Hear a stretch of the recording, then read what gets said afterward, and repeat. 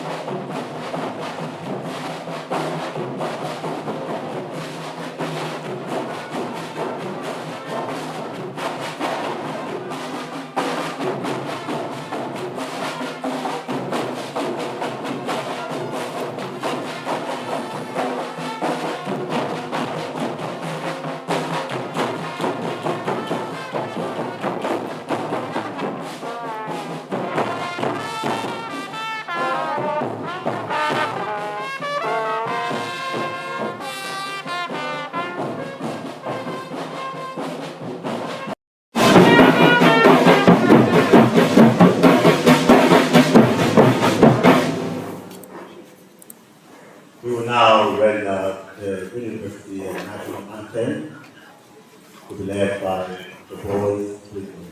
Over to you. University National.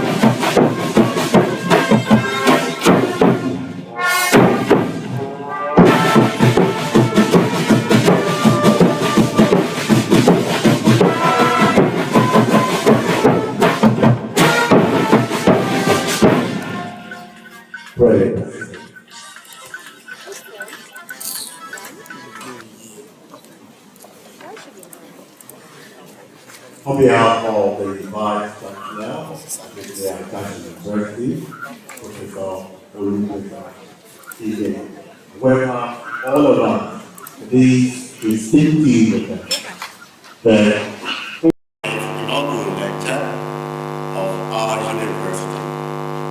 Today's inaugural lecture will be entitled Democracy and Gender Inclusion, synthesizing political phenomena for good governance, and to be delivered by Professor Adebukola Foluke, Osunyikanmi, a distinguished scholar of political science.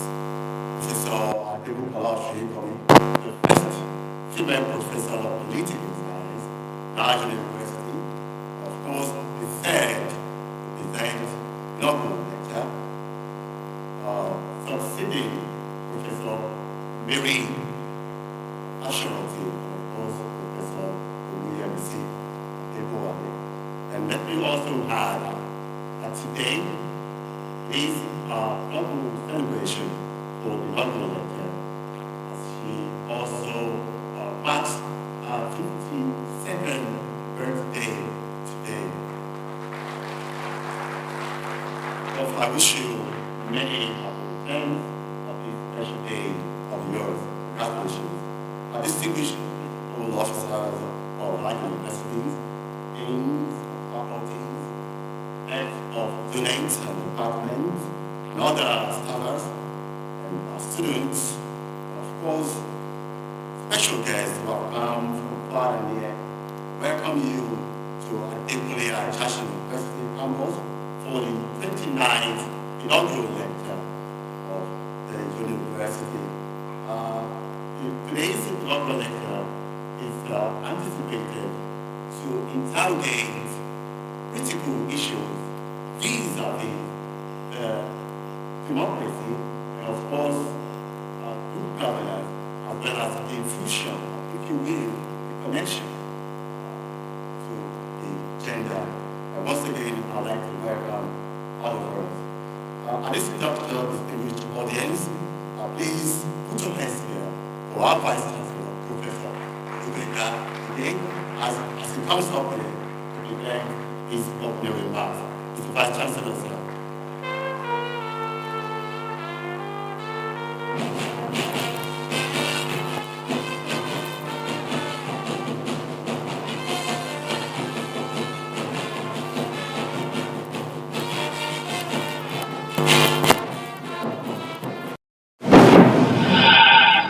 Thank you very much.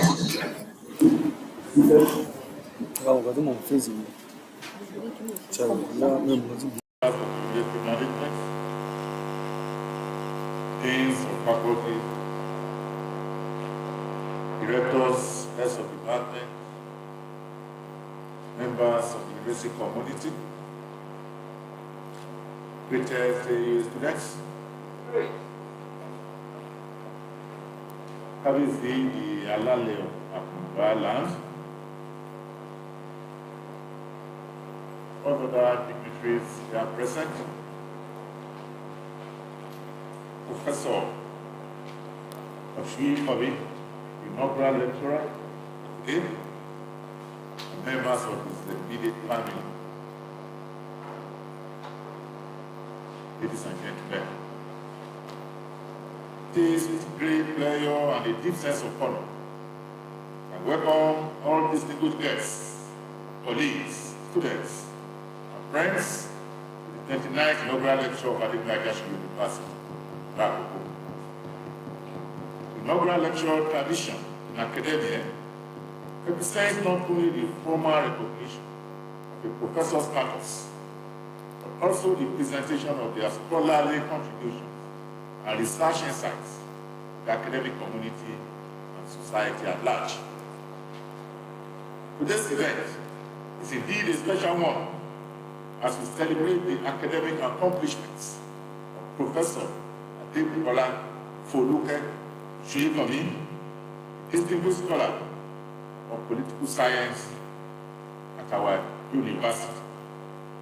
A lecture titled Democracy gender inclusion, synthesizing political phenomena for good governance, promises to shed light on critical issues surrounding democracy, governance, and the intersection of gender.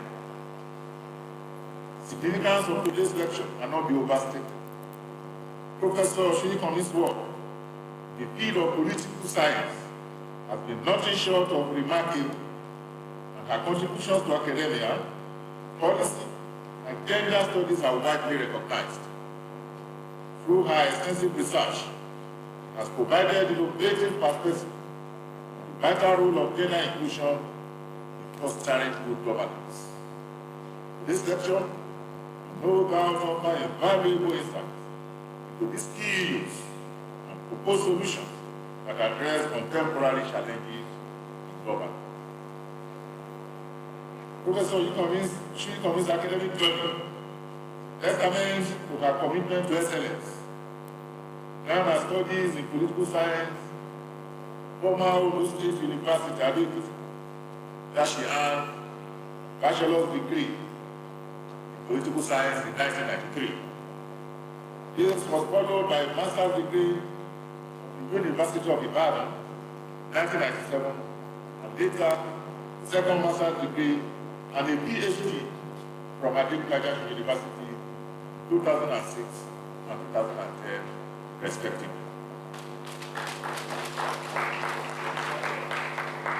Her career at Adebukola University began on January 2001, where she joined the Department of Political Science as an assistant lecturer.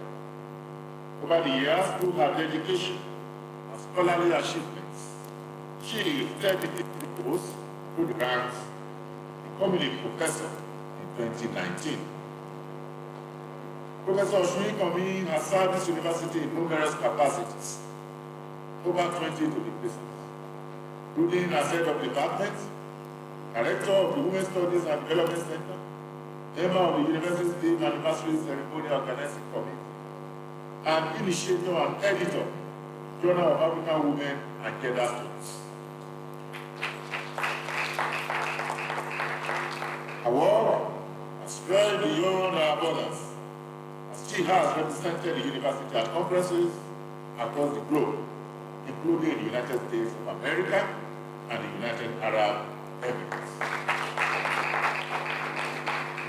In her illustrious career, she has authored 3 books, co-authored 2, and contributed over 30 articles to scholarly journals and newspapers.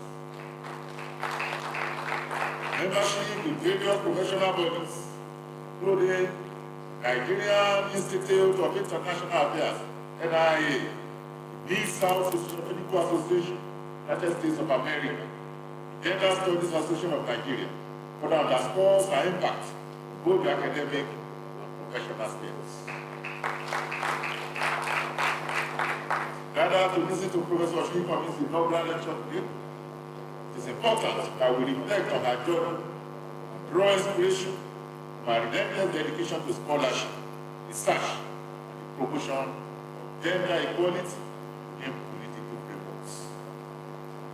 Closing, I express my heartfelt gratitude to Professor Adebukola Foluke Osunyikanmi for her outstanding contributions to political science at Adebukola University and the wider global community.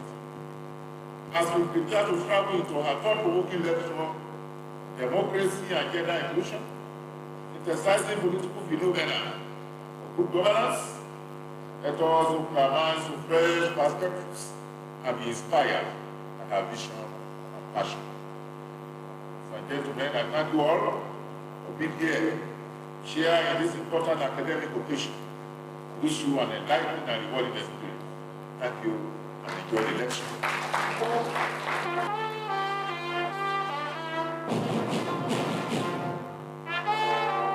Please for those of us sitting at the back.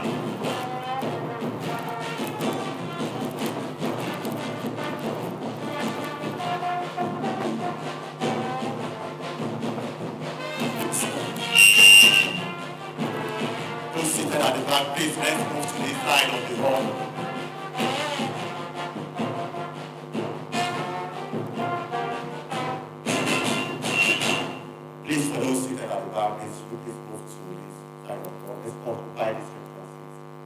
very much.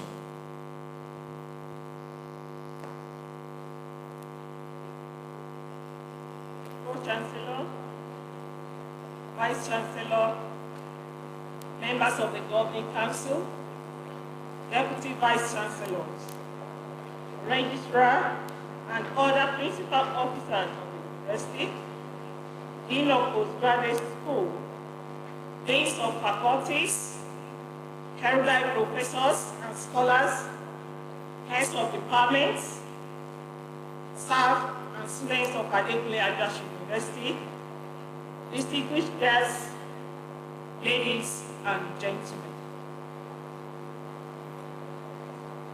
Mr. Vice Chancellor, sir,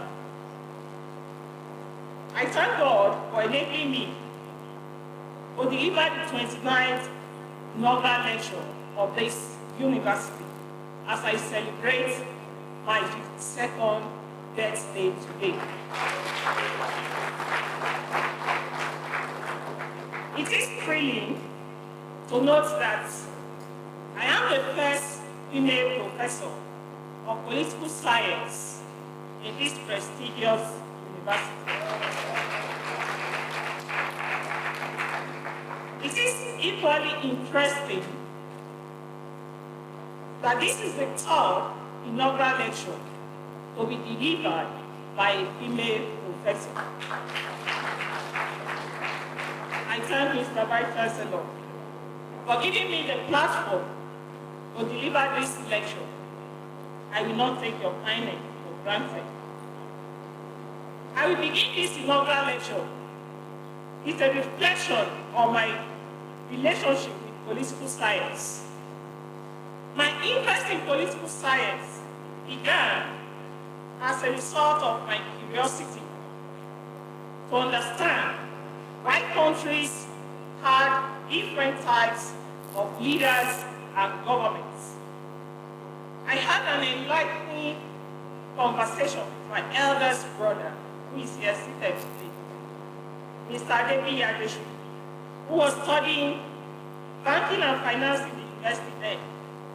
I asked him to explain to me why Nigeria was being ruled by a military man, General Ibrahim Babangida, and most advanced countries were being ruled by civilians. I also wanted to know why a country like the United Kingdom had a queen and a prime minister at the same time. He lectured me thus. The United Kingdom is a parliamentary democracy. It's a constitutional monarch. Hence, Queen Elizabeth II is the head of state, and Mrs. Margaret Thatcher, an elected member of the House of Commons, is the Prime Minister. The Prime Minister is the head of government and also a member of the British Parliament, because the British Constitution allows the fusion of power in its political system. In addition, he told me that Nigeria was being ruled by military leaders because they overthrew the elected leaders through military coup and suspended the constitution. The military head of state was a dictator because he ruled by decrees. Again, I sought to know why an advanced country like the United Kingdom would entrust the leadership of their country in the hands of two women, Queen Elizabeth and Prime Minister Margaret Thatcher.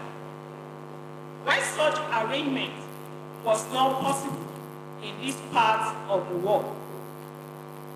My brother explained that the Constitution of the United Kingdom gives equal opportunity to all citizens, men and women. Moreover, the firstborn of a reigning monarch, whether a prince or a princess, will ascend to the British throne when the king or queen dies. The leader of the party with the majority seat in the House of Commons, takes over as the Prime Minister, irrespective of the gender.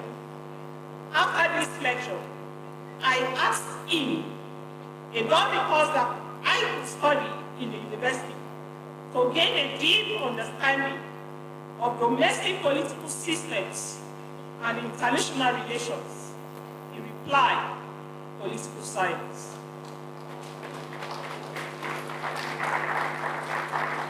He further advised me about the secondary school subjects that I needed to pass at credit level before I could study political science. That moment marked the beginning of my strong interest in political science. But Abi has always been my mentor. My academic journey began in 1989 when I was admitted to study political science in Ondo State University, now Ekiti State University, Ado-Ekiti. I graduated in 1993. In my search for a deeper understanding of the course, I went for postgraduate study at the University of Ibadan and obtained MSc in political science with specialization in international relations. In 1997, my second MSc degree in political science and public administration was obtained at this institution, Adebukola University, 2006. Finally, my postgraduate studies in political science reached its beautiful peak when I obtained my PhD in political science and public administration on 22nd September 2010. In the course of my study, my research interest in the field of political science extensively covered in my thesis and dissertation. In my first degree, my long essay was titled Nigeria-Israeli Relations, Challenges and Prospects. I went deeper into that research at the University of Ibadan, where my MSc dissertation was titled Nigeria-Israeli Relations, Retrospect, Challenges and Prospects. At the PhD level, my research focused on women empowerment, so my dissertation was titled Poverty Alleviation and Women in the Informal Sector, a case study of Ondo State, Nigeria, 1999 to 2007. Besides my involvement in teaching and research, I authored a political novel titled Son of the Soil in October 2022. The book is being used to transfer knowledge and values to inspire women to participate in politics. The book is a good narrative of democratic processes and interests, gender equality, governance, and the need to encourage people to bring out non-performing leaders. It aptly illustrates how women can organize themselves to get elected into legislatures and executive offices. Osunyikanmi, 2022A. The feedback from readers has been encouraging. My career in this university has continually been eventful and successful. I served as the HOD in the Department of Political Science and Public Administration many times before its demerger into two separate departments. I also served in the Department of Political Science from 2023 to 2024. Under my leadership, the department got full NUC accreditation.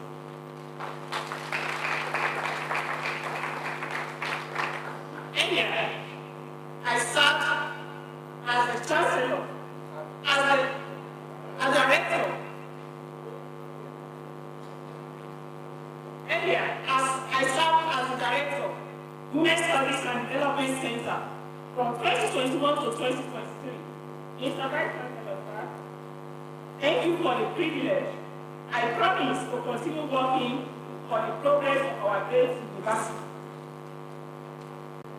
Mr. Vice Chancellor, sir, the political trajectory of Nigeria was similar to that of a child that was learning how to walk. She would fall and rise over and over until she was able to walk perfectly. Thus, the country's democratization process, which began in the First Republic, was abruptly terminated by the military coup of January 15, 1966. The coup effectively removed the political leaders of that era. Dr. Nnamdi Azikiwe, the ceremonial president, Sir Tafawa Balewa, the prime minister, Chief Obafemi Awolowo, the vice premier of the Western region and leader of the action group, Sir Ahmadu Bello, Chief Ladoke Akitola, and Chief Michael Opara, who were regional premiers from the political scene. The political disruption caused the country's constitution to be suspended. General Guyi Ironsi ruled Nigeria from January 15, 1966 to July 29, 1966. General Yakubu Gowon administered Nigeria from August 1st, 1966 to July 29, 1975. General Murtala Mohammed was our head of state from July 29, 1975 to February 13, 1976.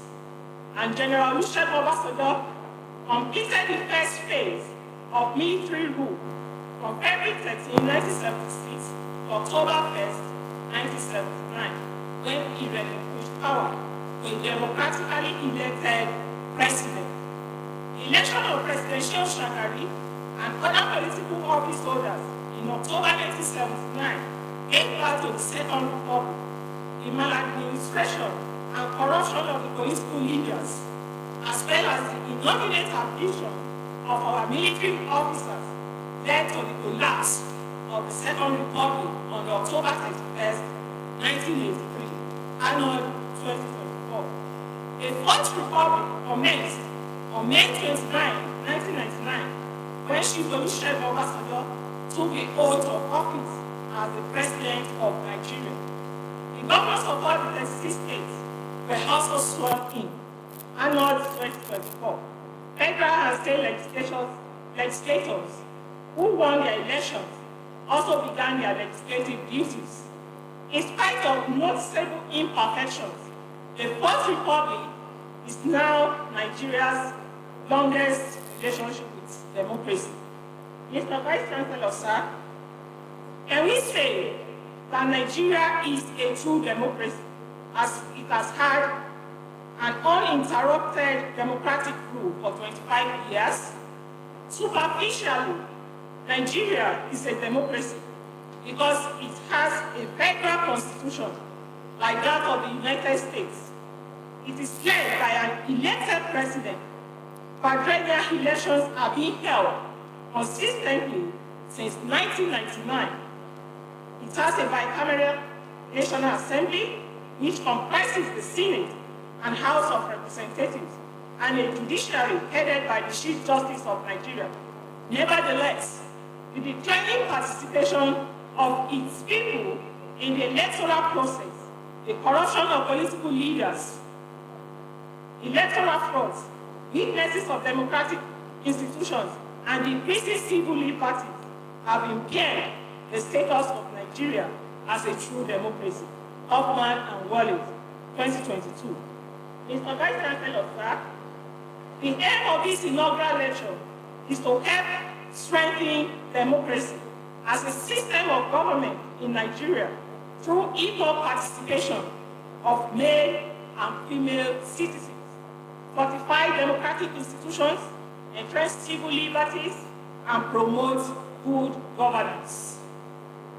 Democracy as a system of government.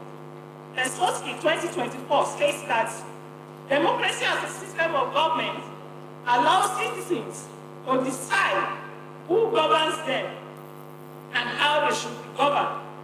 Democracy gives people the freedom to choose and remove governments. Economist Intelligence Unit 2024 identifies 4 types of regimes with varying degrees of democracy. The highest level is full democracy. The nations categorized as full democracies are known for civil liberties, fundamental political freedoms, and political culture that reinforce democratic principles. In full democracies, the institutions ensure governmental checks and balances, as well as the independence of the judiciary. Norway, with a score of 9.81, and Denmark, with a score of 9.28, were ranked first and sixth, respectively, as full democracy in the Democratic Index 2023. The next level is flawed democracy.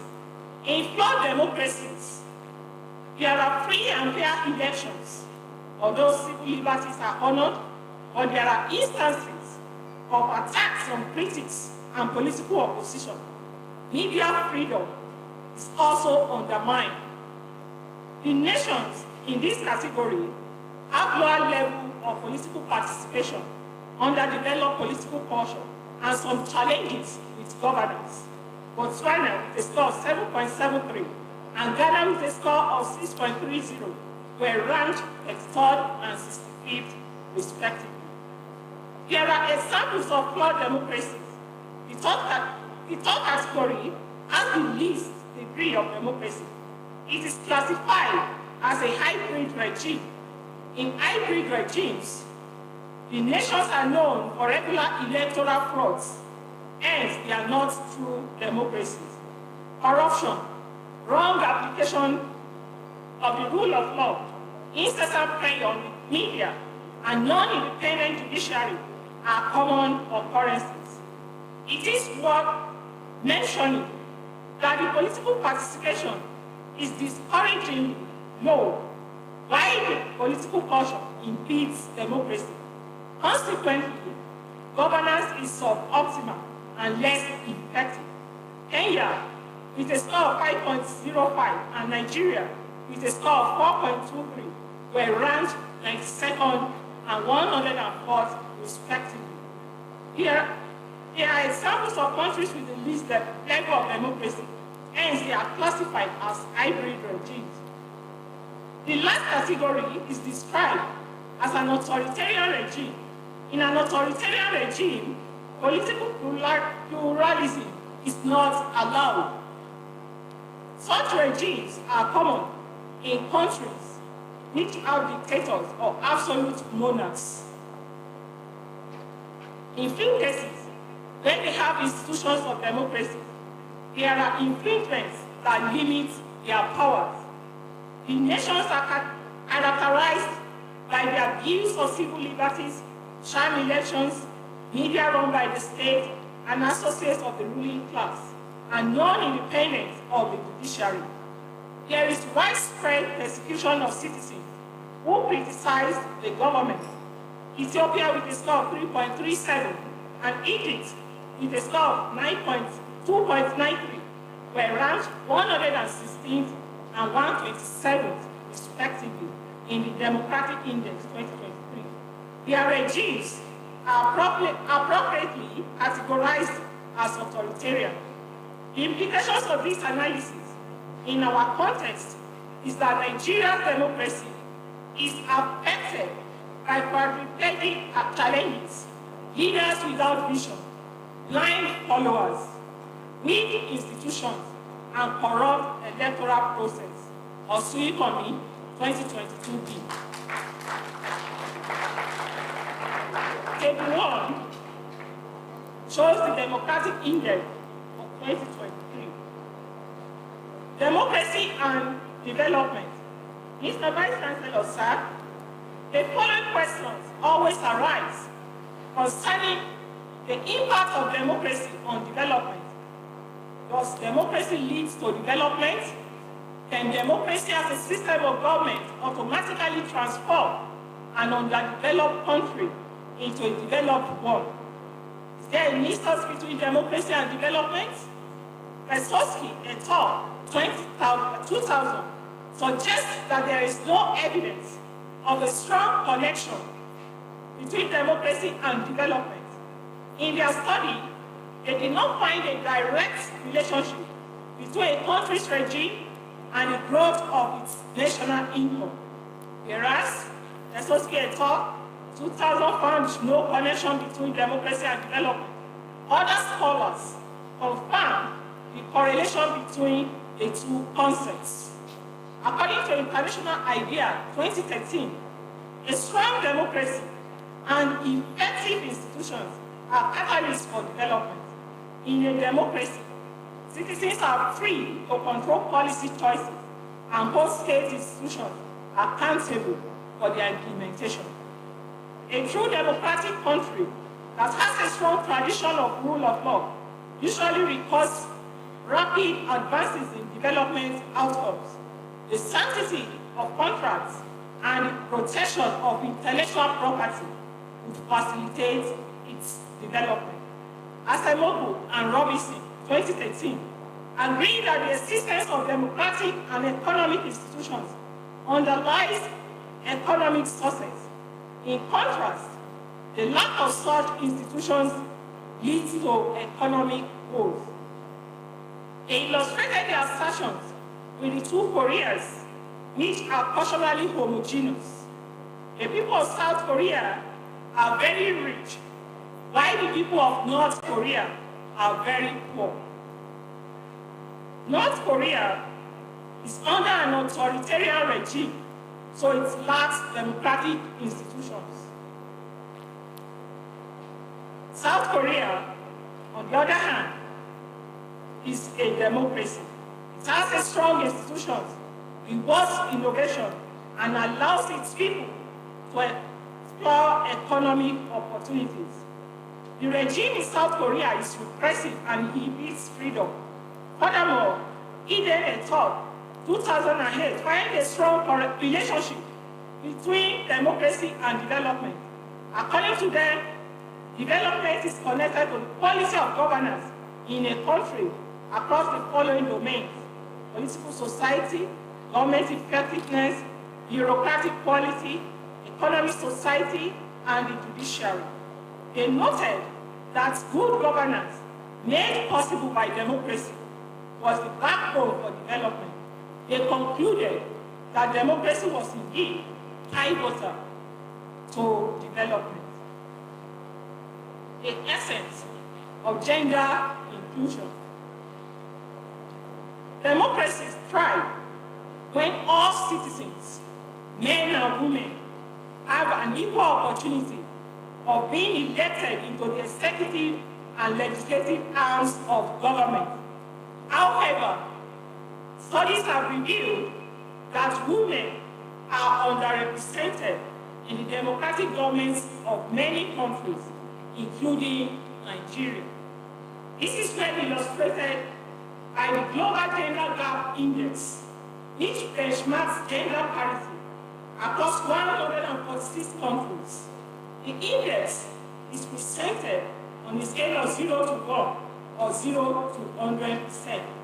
A score of 1 or 100% indicates full gender parity. The higher the score, the greater the equality between men and women in political empowerment, educational attainment, health and survival, and economic participation. The 2024 Global Gender Index indicates that Nigeria scored 0.650, ranked 128. Iceland scored 0.935, ranked first. Finland scored 0.87, ranked second. Namibia, like other African countries, scored 0.805, ranked 8th globally. Global Gender Gap 2024. Gender equality should be encouraged in Nigeria as it will help improve more inclusive policies and increase the voice of all citizens, including women. UNDP 2022A observes that gender equality ensures that men and women have equal rights, opportunities, and respect. Countries that fail to achieve gender equality usually suffer economically. World Bank 2024 reports that the loss in human capital wealth globally due to gender inequality is estimated at $160.2 trillion. Osunyikanmi 2017 notes that the powerlessness of women, gender inequality, and discrimination against women are dimensions of injustice that must be addressed. In consideration of the implications of violence against women, which often include the loss of human dignity by the affected ladies, violation of their human rights, depression and anxiety, post-traumatic stress disorder, and loss of self-esteem. The political participation of a relatively large number of women in government will ultimately lead to political remedies for violence against women. Osunyikanmi 2011A, Osunyikanmi 2011B. The enormous injustices that women face in society require gender equality for effective correction. This underscores the importance of women's representation in the political sphere. FAY 2022 was that women account for just 22% of the world's cabinet ministers, and they occupy only 25% of parliamentarian seats globally. The report released by the Interparliamentary Union in June 2024 indicates that Nigeria had 14 women out of 358 members in the lower house. That was a meager 3.9%, as shown in 2. Rwanda topped the global list with 49 women, 61.3%, occupying its 80th lower parliament. Women occupied 252 seats, 50.4% out of the 500 available in Mexico. 52 seats, that is 50%, out of the 104 in Namibia. 76 seats, that is 46.1%, out of 165 in Senegal. 177 seats, 45%, seats out of 393 in South Africa. 108 seats, 43.2%, out of 250 in Mozambique. And 226 seats, that is 34.8%, out of 650 in the United Kingdom, IPU 2024. In the Nigerian Senate, the distribution was similar, as only 4 female senators, 3.7%, were in the 109-member Senate. The imbalance deserves urgent correction, as shown in this table.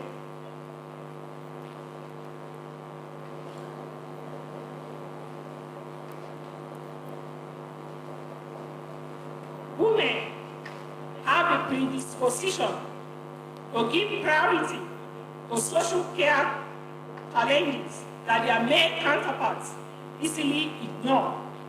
Women who are in government usually work to find solutions to cases of underage marriages, female genital mutilations, sexual health, domestic violence, child care, and care for the elderly. These are the benefits that a nation may ignorantly lose when women are prevented from participating in leadership and governance. Osunyikanmi 2005. For this reason, Osunyikanmi 2006 markedly posits that a country fares better when there is a deliberate national agenda for equal participation of men and women in government. Women are known to promote female-friendly laws when they are members of the federal and state legislatures. They direct public funds towards the delivery of desired public services by acting against corruption, and they are amenable to political collaboration for the good of their nation. In fact, women are game changers in the democratic governance. Female legislators passed twice as many bills as male legislators in a recent session of the US Congress. Their individual experiences have positive influence on the issues they focus on when they govern in 2016. The Nigerian Constitution is fair to both genders concerning the eligibility of contests for the positions of the president, state governor, federal legislator, or state legislator. Section 131 of the Constitution states that a person shall be qualified for election to the office of the president if A, he is a citizen of Nigeria by birth, he has attained the age of 40 years, he is a member of a political party and is sponsored by that political party, he has been educated up to at least school certificate level or its equivalent. For all intents and purposes, the masculine pronoun he is used in the Constitution to cover male and female genders. The Nigerian Constitution is modeled on the Constitution of the United States, which was ratified in 1897, when American women could not vote, Day 2021. The Constitution of the Federal Republic of Nigeria should be made to embrace both genders by replacing the masculine pronoun he with a gender-neutral pronoun they, Osunyikanmi 2008b. Bailey 2020 observes that in legal writing, masculine language has traditionally been used to refer to people regardless of their gender. The practice for legislation changed in 2007. Since then, it has been government policy in the United Kingdom to write legislation in gender-neutral language. Nigeria needs to adopt the same policy. Mr. Vice Chancellor, sir, education plays a critical role in the capacity of an individual, male or female, to excel in leadership positions. Gators and Sanchez 2024 reports that the majority of democratic nations in the world tend to elect highly educated leaders and representatives. Their study supports the notion that the educational attainment of leaders is a crucial driver of policy formation and essential outcomes. In the light of these findings, there is statistical evidence to support the belief that Nigerian women have almost equal level of achievement in education as their male counterparts. The various data obtained from the National Bureau of Statistics are presented to support the assertion. Mr. Vice Chancellor, sir, another justification for the need to include more women in political leadership is the age-long fact that men commit more crimes than women.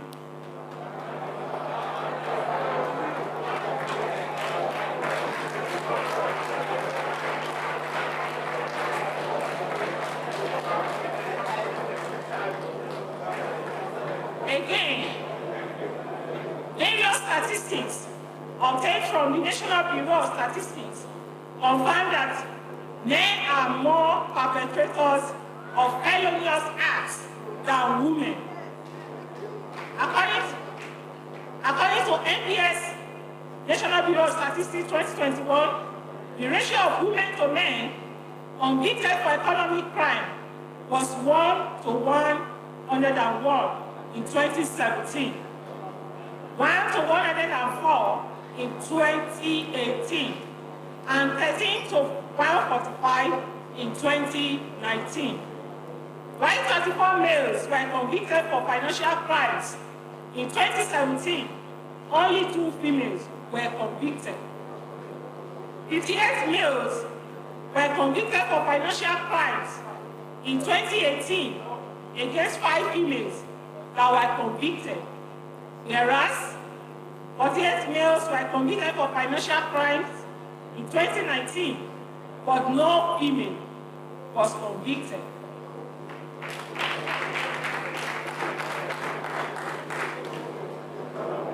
In 2017, 277 men were arrested for cybercrime compared to 21 women arrested for the crime.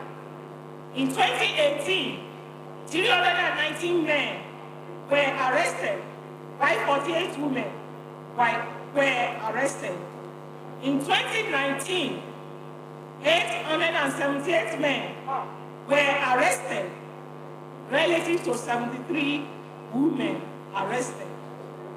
134, 151, and 390 men were convicted in 2017, 2018, and 2019, respectively. No woman was convicted in 2017 and 2018, while 8 women were convicted in 2019.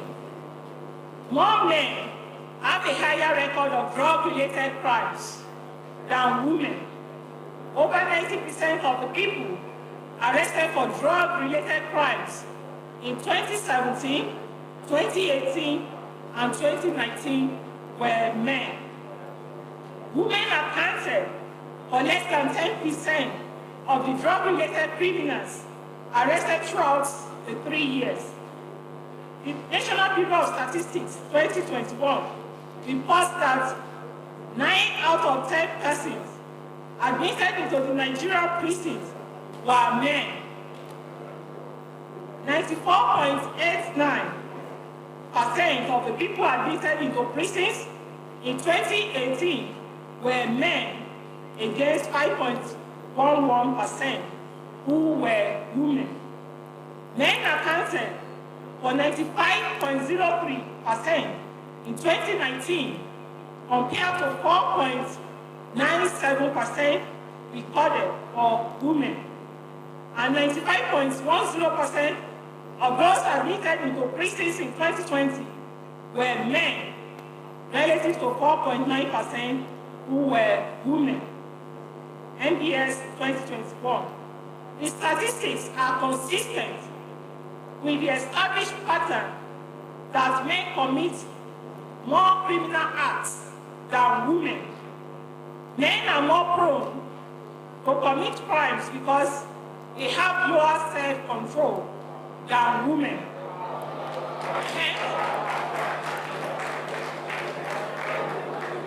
Hence, women can restrain themselves.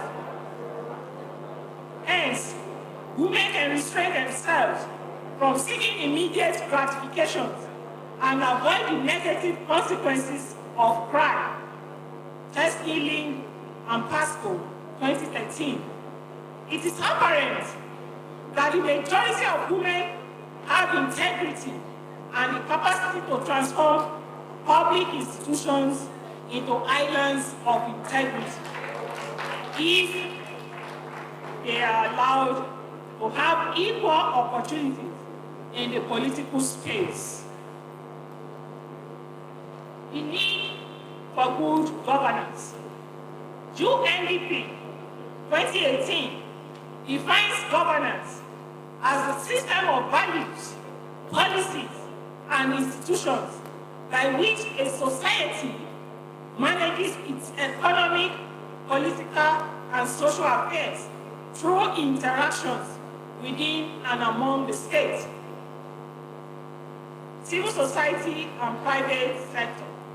It is the way society organizes itself to make and implement decisions through mutual understanding, agreement, and action. It further explains that governance is anchored on 6 key principles, namely inclusion, participation, accountability, non-discrimination, equality, and rule of law. In societies where these principles are adopted, they help strengthen performance, stability, adaptability, and institutional values that are needed to develop and implement effective policy measures. The key principles provide the foundation for inclusive, responsive, and effective governance system. UNDP 2018. Mr. Vice Chancellor, sir, government is a continuum. However, there are instances where the implementations of projects are discontinued when there is a change in government. This problem has resulted in numerous abandoned projects in Nigeria. The primary health care center in Figure 3 is a classic example of federal government's abandoned projects. The project was initiated by a senator from Lagos State as his constituency project. The health center has reached 90% completion level when the senator completed his term in the National Assembly in 2015. The project has been abandoned since May 2015, and in spite of the huge amount already spent on it, it was not provided with medical equipment. It was not staffed with medical personnel either. Another area of waste was the tendency of legislators to embark on constituency projects without consulting their constituents about their needs. Another federal legislator facilitated the building of a 150-store market in Nigeria, Lagos, as shown in Figure 4. The market was completed and commissioned in March 2016. The market is a monumental waste as it remains empty till today. No trader has applied to occupy any of the shops there. I asked the people living in the area why retailers refused to trade in the commercial edifice. They explained that there were many established markets in the neighborhood before the government constructed the market. Hence, there was no need for the project. They explained that a public primary school would have been a much better project because the closest public primary school to them was about 3 kilometers away. There are many abandoned projects like this too across the country. There was an absence of citizen engagement in the choice of projects by the legislators, as shown in Figure 3 and Figure 4.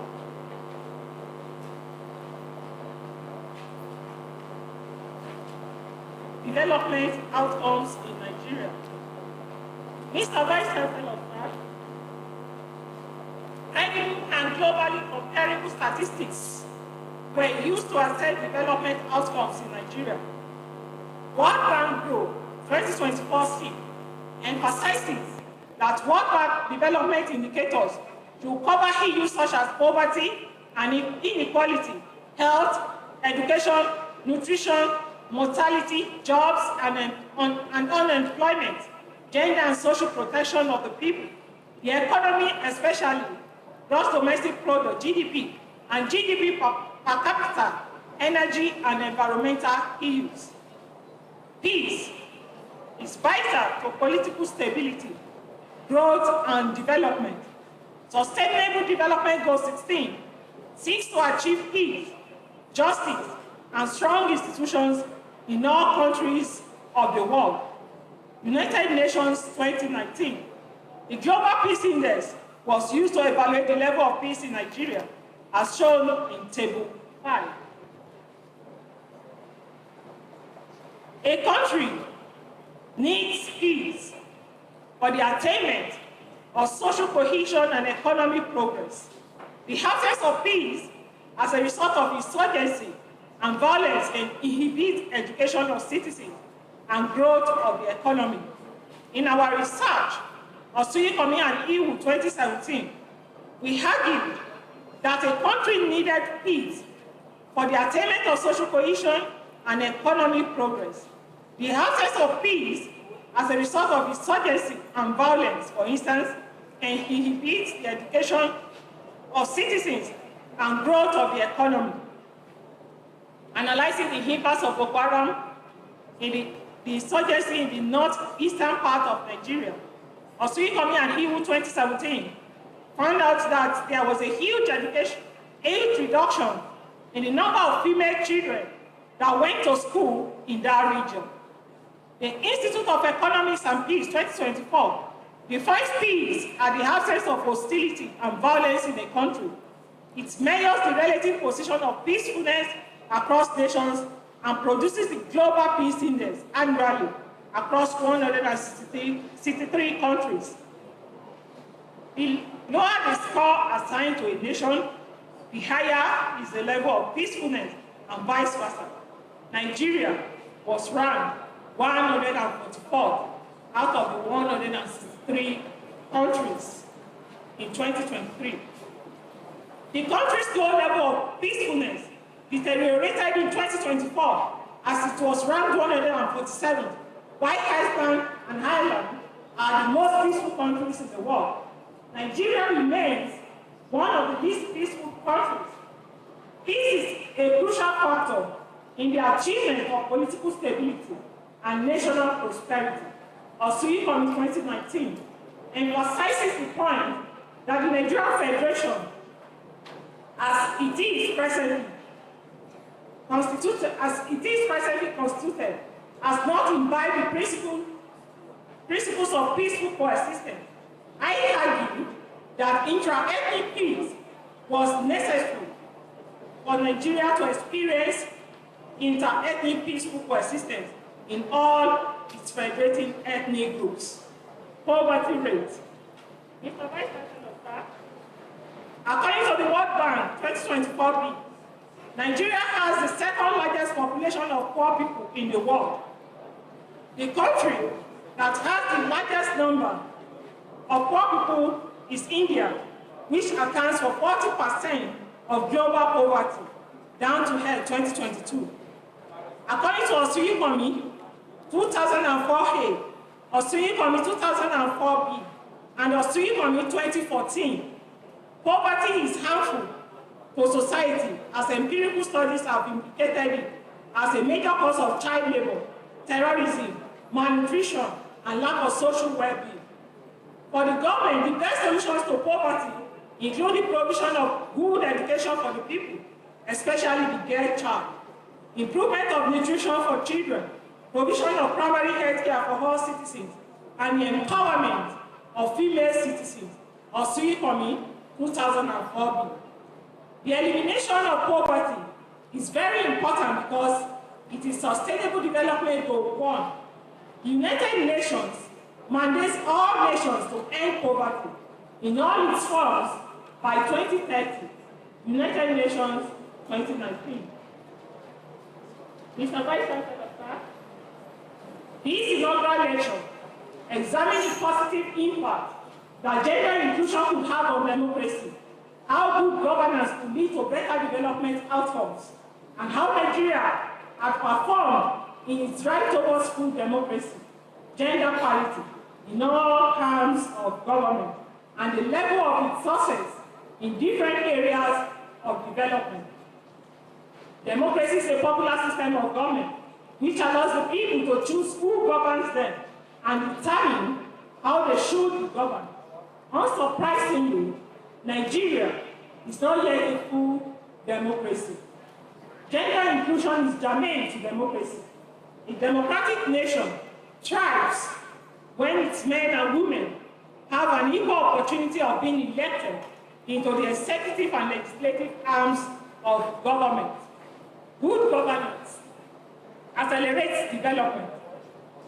It helps countries It helps countries build human capital, promote social cohesion, and achieve economic growth. The epidemic of corruption and weak public financial management have combined to be a major drawback to governance in the country. Recommendations. The proper implementation of the following recommendations will help transform democracy and governance in Nigeria. Democracy is threatened by electoral fraud in Nigeria. The survival of democracy requires ballot integrity, which ensures that the vote of every citizen counts. The government must enact legislation that prevents voting by underage citizens, intimidation of voters at the polls, vote buying, destruction of valid ballots, snatching of ballot boxes, alteration of vote tallies, and misconduct by election officials. Police officers and other security agents must be trained to exhibit acceptable demeanor during and after elections. The law must provide heavy penalty for electoral offenses. The Independent National Electoral Commission, INEC, must operate as an unbiased umpire in Nigeria's elections. The Commission must improve on its administration of elections by ensuring that all equipment used by elections are fit for purpose. Going forward, there must be the enforcement of appropriate laws that will serve as a deterrent to other electoral criminals. The lack of internal democracy and absence of ideology have negative effects on the activities of political parties in Nigeria. All political parties must create a level playing ground for all aspirants that seek to contest elections on their platforms. The undemocratic practice of imposing candidates on their members should cease immediately. As a matter of urgency, each of the political parties should develop a unique ideology that will enable the electorate to differentiate them according to their stand on national issues, evaluate their candidates by considering their competence and integrity, and make wise choices at the polls. Gender inclusion is vital to democracy and governance. The underrepresentation of female gender in politics and governance is an albatross that must be corrected in the Nigerian political space. The unconscious bias against women must be removed from our national consciousness through a viable reorientation. Political parties must be intentional in recruiting credible and competent women to use their platforms to contest elections into legislative and executive positions. Therefore, the fees charged for nomination forms must be made affordable to all contestants across all genders, social classes, and ages. The national gender policy must be reinforced by an appropriate legislation so that all stakeholders will be compelled to support its proper implementation. At individual levels, men must be prepared to accept significant female involvement at all levels of leadership. Women must support women in leadership issues too.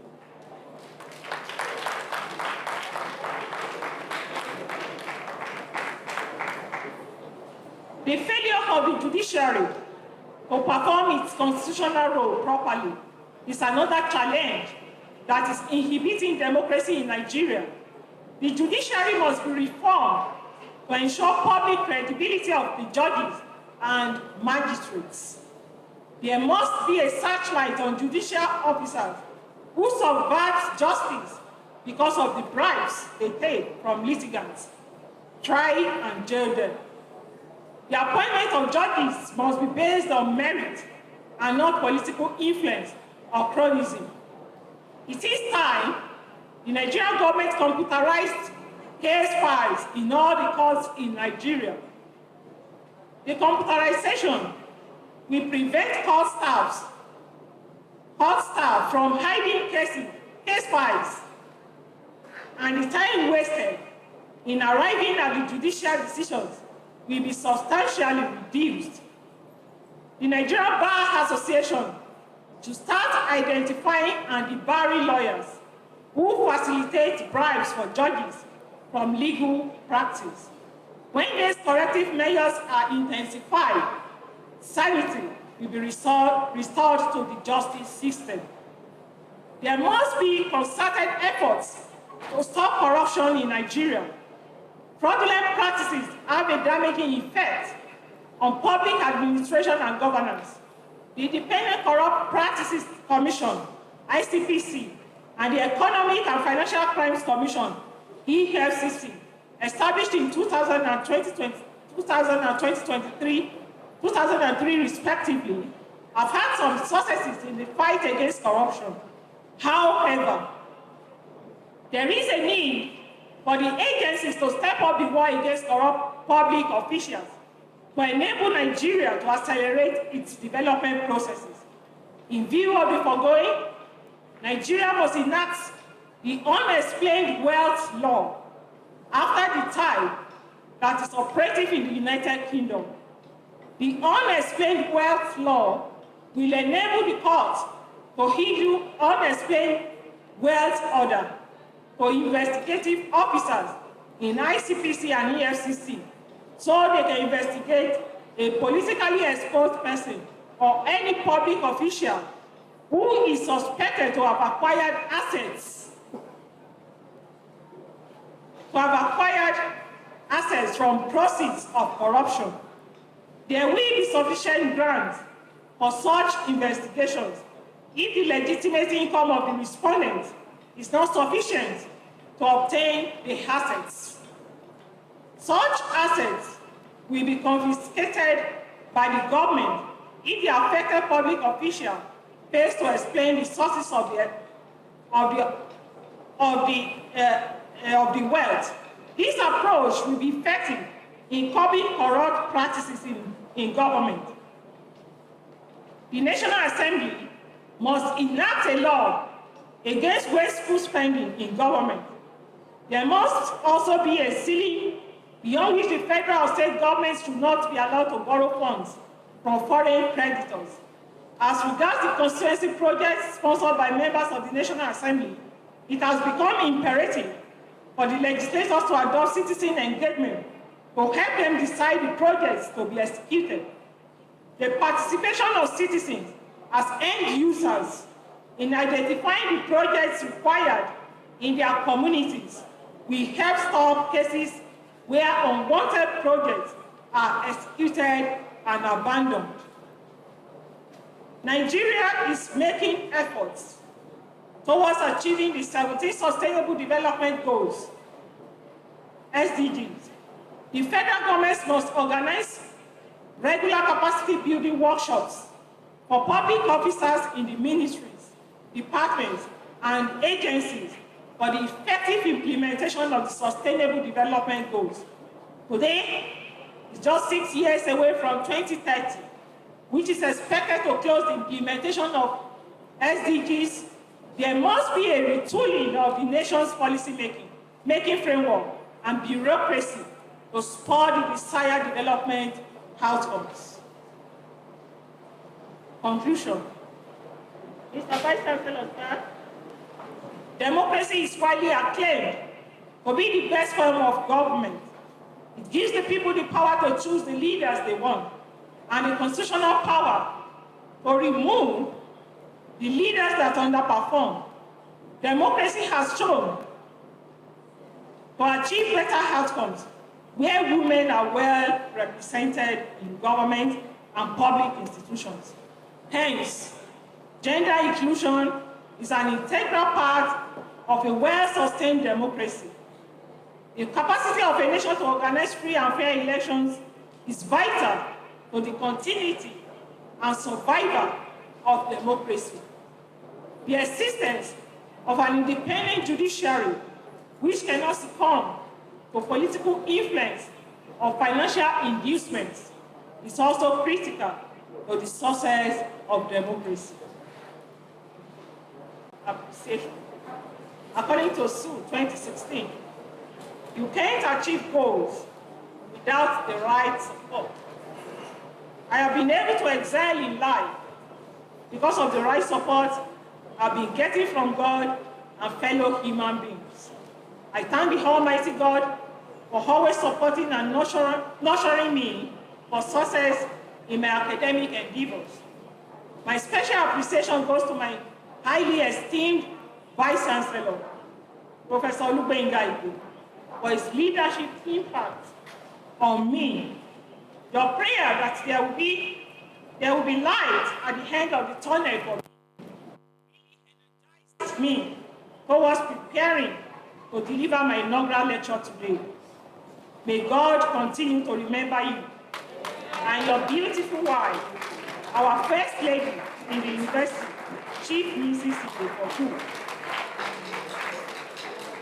I also appreciate all principal officers of the university, namely Professor Adebisi Daramola, DVC Administration, Professor Olusegun Akinwumi, DVC Academic, Mr. Olubenga Raju, Registrar, Mr. Toby Orina, Bossa, and Dr. Doreen Olorunfemi, University Librarian, for their unwavering support. I commend the brilliance and congeniality of all members of the University Senate. I'm richly ennobled to share its membership with you all. I wish to register my profound gratitude to my mentors, my academic colleagues in Adebukola University and other universities, and the non-academic staff of our university for their support for me since the day I started my academic career. May God reward them richly. I thank my past and present students for their love and loyalty. I have been constrained to leave many names out of this speech because of the brevity of time. Nevertheless, they are all listed in the hard copy of the lecture. I am immeasurably grateful to Professor Benson Igboin for reading the draft of this lecture. His suggestions certainly added great value to the final paper. Dr. Shadi Ade Johnson and her team that helped me oversee the entertainment aspect of this celebration did a great job for me. I am infinitely grateful to them. I also appreciate Mr. Victor Akipelumi and other members of the protocol unit for their dedication and support. I am especially grateful to all my pastors and Christian friends in RCCG, Nigeria, and Covenant Church in Southampton, United Kingdom. My appreciation goes to my former classmates at Goluji Grammar School, Ileoluji. May God continue to elevate all of you. My family has been very supportive from my childhood into my adulthood. My healthy appreciation goes to my eldest brother, Mr. Adebi Yadeshi, and his lovable wife, Sister Folashade. Brother B is my role model and mentor. He taught me how to write high-quality essays in secondary school. His coaching enabled me to pass my West African School Certificate examination at one sitting, and he encouraged me to study political science. I also thank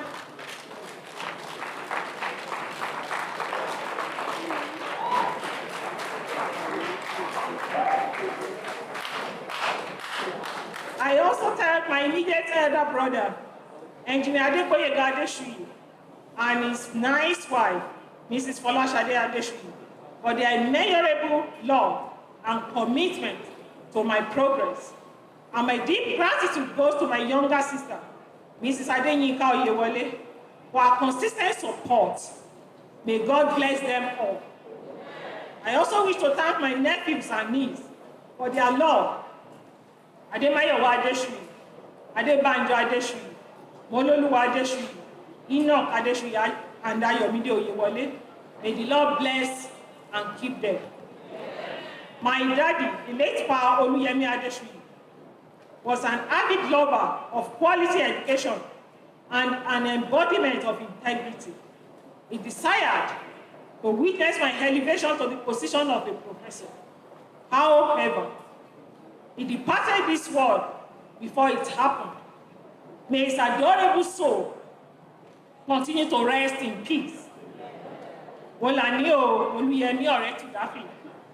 the glory of God, the matriarch of the family, Mrs. Olajosotu Adeshui, my dependable mommy and cheerleader, has continued to keep the family flag flying. She gave me everything I needed to become a woman of substance. Her countless fasting and prayers helped me in numerous ways. May she continue to reap the sweet fruits of her labor. Finally, allow me to extend my affectionate hugs to my darling children, Iretimide Esther Osunyikanmi, Olamide Mary, and Olumide Benedicta Osunyikanmi. They are my eternal excellencies and joy of many generations. I celebrate them today and every day. Nations will always come to their light in Jesus' name. I dedicate this inaugural lecture to them all. Mr. Vice Chancellor, sir, ladies and gentlemen, thank you all for listening.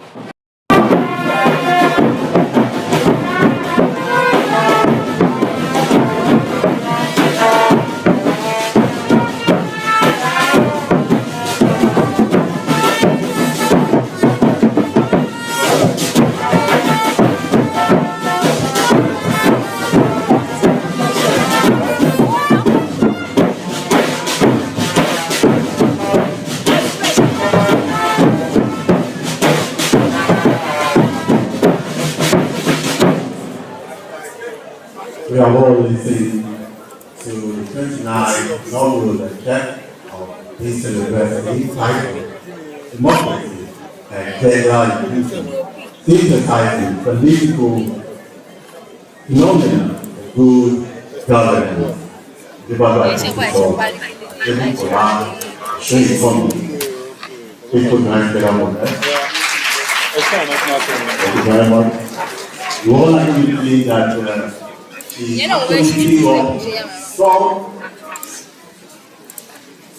controversial case on some debatable in favor of women, and I'm sure some men felt agitated during that in the course of that presentation. But then, what came to my mind was that I hope that the table of this allegation will not turn around when more responsibility, both economic, social-economic, and political responsibilities are given to more women. Thank you very much. Once again, put your hands together for the inaugural lecturer for that presentation. At this juncture, distinguished ladies and gentlemen, it's time to bring to the microphone the Vice Chancellor of Adebukola University, Professor Foluke, for his closing remarks. Please put your hands together.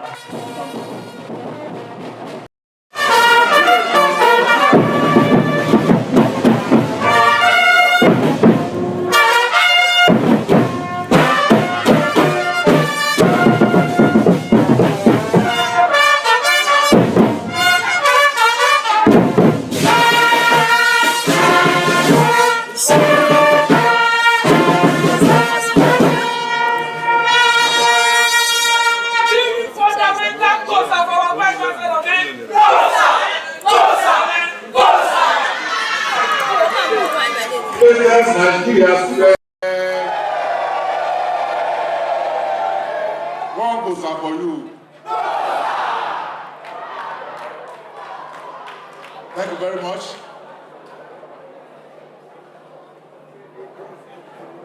Let me thank everyone that is here present to attend this inaugural lecture. I want to particularly thank and recognize Oba Isaac Sunday Adeyeye, the Alali of Akubala. ABC, thank you very much.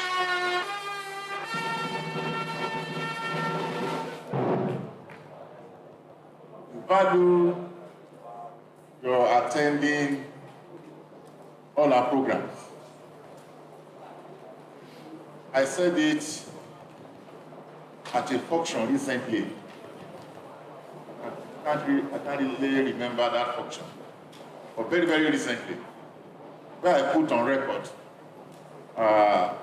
the common support that the KBC is given to this university. So I want to thank you, sir.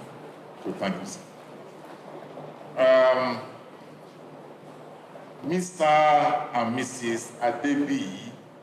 Adeshui, the eldest brother and wife of the inaugural lecture.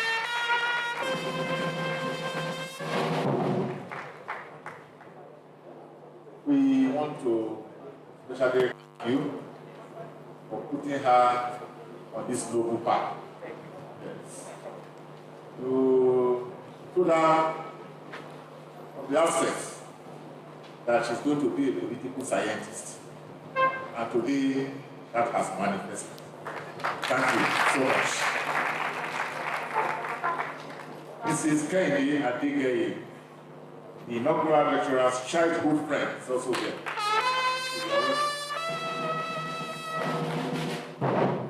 Mr. Adebayo Adeli is also the audience, right? Mr. Ademayowa Adeshui is also here. Thank you for coming. Mr. Olashode Stephen, thank you for coming. We recognize especially High Chief Engineer Udufemi Akinshu Ure, the farmer of Ileology. Welcome, sir.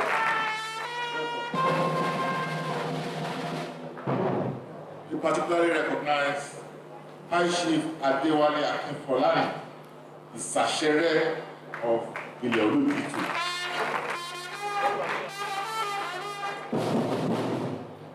Thank you very much. Also recognize the Prince of Akubaland, Prince Jimo, who is also with KBC. Thank you.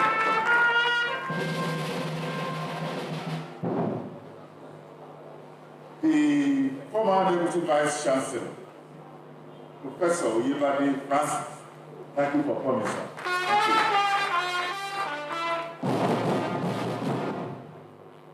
Another former Deputy Vice Chancellor, Professor Mrs. Adebukola, is also here with us. Thank you. You are putting on a muffler. And where? They are the same muffler? Yes. And what are they for? What is the meaning? National Association of Women in okay, gender inclusiveness. Thank you for gracing this occasion. We recognize all of you. Thank you very much. The former Dean of Postgraduate School is also there, Professor Inaugural. Thank you for coming. Former Dean, Faculty of Environmental Design and Management, Professor Adebukola. They are also the current Director of Academic Planning, Professor Akolabi, also recognized the presence of Chief Mrs. Foluke Gaidi. You are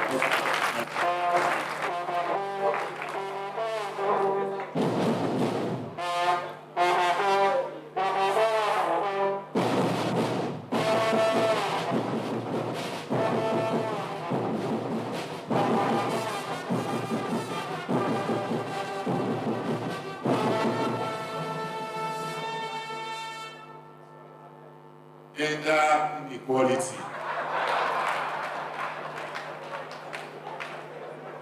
Let me recognize all our distinguished professors here present. Professor Jude Akomolafe is here. HOD Educational Management. Professor Benson Iboyin also here. The professor for chemistry, Professor Lodi Shaki, also here. Another professor for chemistry, Professor Loladi is also here. Former Dean Student Affairs, Dr. Wulewa is also here. Is that not for Lami? When did you return? Dr. Olabi, the head of the Department of Sociology. Criminology, criminology and security studies. The Director of Education, Professor Hazan, also here with us. The Prince of my town, Professor Agida, is also here. And this princess, where is she? The princess. Yes, Professor Agida.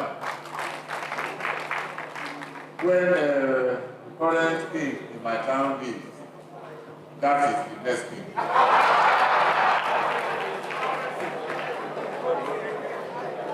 At least I need to prophesy her. Yes, that's Professor Alo, isn't it? Professor Alo, no, Professor Fagunga, yes, of geography. Thank you all. Professor Mrs. Olajuwon is also here from education. Thank you all. The Director of Equity Field, we thank you for coming. Professor Ashokon, Department of Chemistry. Thank you. Professor Woli, Department of Religion. Thank you. Professor Simon, Department of History. We recognize you. HOD Politica. That's the HOD of the inaugural lecturer, Dr. Iwu.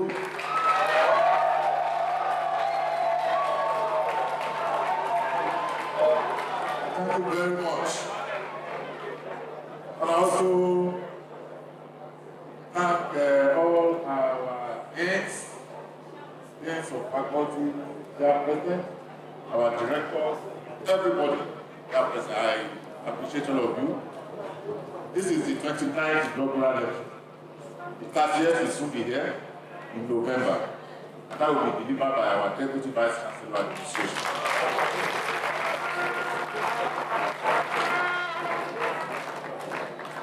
Today's lecture is titled Democracy and Gender Inclusion, exercising political phenomena for good governance.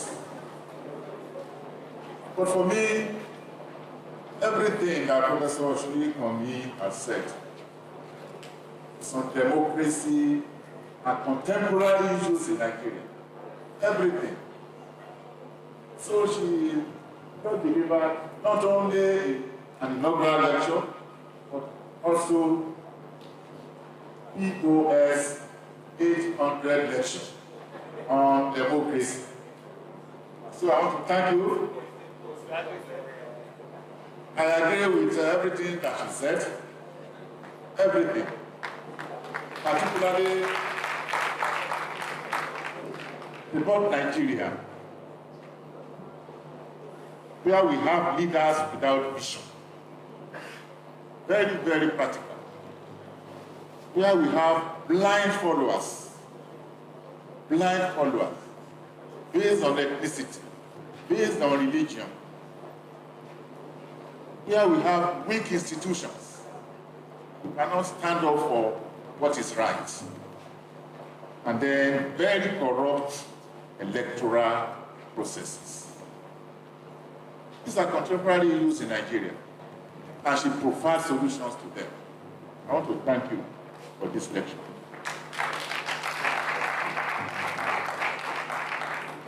But I disagree with her. In the area of men going to jail more than women.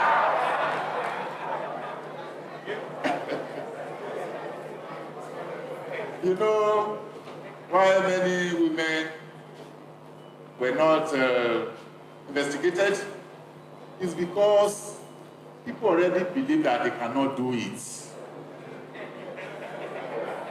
People already believe that, oh, who is the minister there is a woman, she cannot do it. They have forgotten that one woman alone will launder times 10 what a man will launder. How many of you remember Desiree and Listen Madueke? That woman, everything that all men did, she did times 100.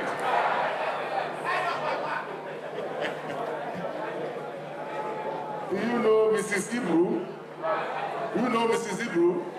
A single woman wrecked the whole bank.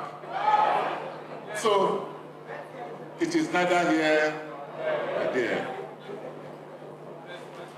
But in spite of that, Professor Mrs. you have done justice to this topic. And I want to thank you so much for it. Finally, thank our boys brigade who have always been there for us. As from November, we'll be having events and auctions in this university. This university will be 25 years, November 5. November 5, 2020. We are inviting everybody to bring location. By December 14, we'll be having our convocation. And Boys Brigade, I hope you know you are central to the successes of all of this. Thank all our student union executives led by President Mandela. Welcome all of you. We thank you for coming. Ladies and gentlemen, thank all of you, members of staff, students of the University. God will continue to bless us in Jesus' name. Thank you, and God bless.